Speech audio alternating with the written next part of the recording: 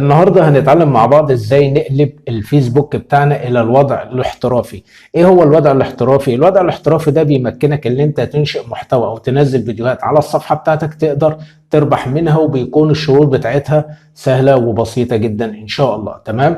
طيب يعني الاول كنت بتبدأ تنشئ حساب على الفيسبوك. بعد ما بتنشئ حساب على الفيسبوك بتبدأ تنشئ صفحة عشان تقدر تربح منها وتستوفى الشروط والكلام ده وتبدا تشتغل وتربح منها.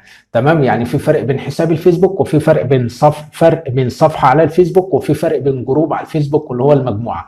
تمام. ولكن احنا بنتكلم النهارده عن حساب الفيسبوك. تمام. حساب الفيسبوك ده اللي انت كنت بتنشئه، بعد كده بترجع برضو زي ما بكرر كلامي تاني معلش، ان انت بتقدر تنشئ صفحه على الفيسبوك داخل حساب الفيسبوك عشان تقدر تربح منها.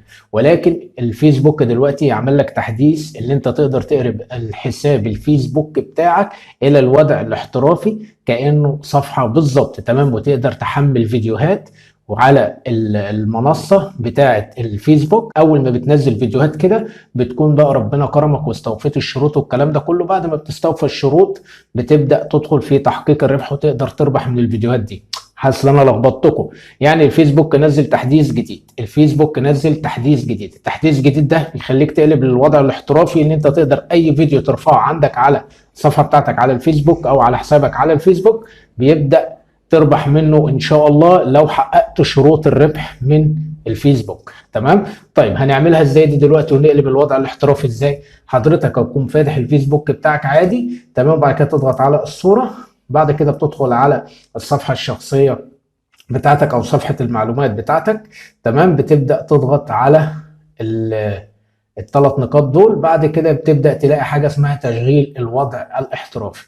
تمام. تشغيل الوضع الاحترافي. طيب لو كلمة تشغيل الوضع الاحترافي دي ما لقيتهاش ظاهرة عندك هنقول لك ازاي تظهرها ان شاء الله. هنعمل فيديو جديد. تمام. او سيب لي كومنت في اسفل الفيديو. تمام. قول لي انا دلوقتي مش لاقي كلمة تشغيل الوضع الاحترافي عشان اقول لك هخليك تظهر كلمة تشغيل الوضع الاحترافي عشان تقلب الفيسبوك للوضع الاحترافي، واقول لك المشكلة ايه واخليك تعملها وتتحل معاك ان شاء الله وتظهر كلمة تشغيل الوضع الاحترافي. تمام. طيب مجرد ان انا هضغط على تشغيل الوضع الاحترافي هنا بيقول لك تشغيل الوضع الاحترافي يمكنك اضافة ادوات جديدة الى ملفك الشخصي حتى تتمكن من تعزيز حضور كمنشئ محتوى على الفيسبوك. تمام. هنا بيقول لك بقى الربح: الحصول على عوائد محتواك. إذا كنت مؤهل يمكنك الاستفادة من أدوات تحقيق الربح. يعني لو حضرتك مؤهل وعملت الشروط بتاعت الفيسبوك وخلاص الشروط اكتملت وانت كده بقت مؤهل لتحقيق الربح. تمام. لجني الأموال عن طريق إنشاء محتوى جديد يجي لك بقى أو تجذب أو يجي لك الأموال أو يجي لك الربح. تمام. عن طريق بقى انشاء المحتوى. يعني انت المحتوى اللي انت بتنزله هيبدأ يجي لك عليه ربح. تمام. فانت الربح ده هتكون مستفاد منه. ممكن تكون شغلانتك زي ناس كتير شغالة على السوشيال ميديا ودي اكل عيشها. تمام. هنا عرض رؤى المحتوى. تمام. تعرف على المزيد من جمهورك وتعرف على مستوى اداء المحتوى. يعني تشوف اداء المحتوى بتاعك وصل لايه، هل عالي هل انخفض، الكلام الذي تنشره الحاجات اللي انت نشرتها يعني. تمام. ساعد المزيد من الأشخاص على متابعتك. سيتم تعيين إعدادات خاصة بمتابعين الملف الشخصي إلى عام حتى يتمكن أي شخص من رؤية المحتوى العام الذي تنشره في آخر أخبار لديه. سيظل بإمكانك المشاركة مع الأصدقاء بشكل خاص. تمام. طيب هنعمل إيه بقى عشان نبدأ نشغله؟ هنضغط على كلمة تشغيل. بعد ما ضغطت على كلمة تشغيل هنا بيقول لك بقى إضافة صورة ملف الشخصي، إضافة صورة الغلاف، إضافة السيرة الذاتية، إنشاء محتوى جديد، إضافة تفاصيل عنك. لو ضغطت على إضافة تفاصيل عنك هنا بتبدأ تكتب العمل بتاعك، مكان العمل، مستوى التعليم، المدينة الحالية، مكان المنشئ، العلاقات، تاريخ الانضمام إلى الفيسبوك ده مكتوب 22 لو انت عايز تحدده. تمام. ولكن هنا بيقول لك انت منشئ محتوى رقمي لو انت عايز تغير. لو انت منشئ محتوى رياضي او شخصيه عامه او صحفي او طبخ او ايا كان من الفئات دي كلها، او مثلا منشئ محتوى جيمنج العاب ممكن تعمل لاعب.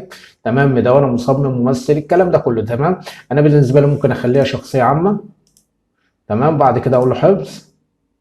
تمام. بعد ما حافظ انت بقى بعد ما تحط البيانات بتاعتك عشان تكون كل البيانات صحيحه، وزي ما قلنا صوره الملف الشخصي واضافه صوره الغلاف واضافه السيره الذاتيه وتواصل مع جمهورك والكلام ده، وانشاء المحتوى الجديد والكلام ده كله. تمام.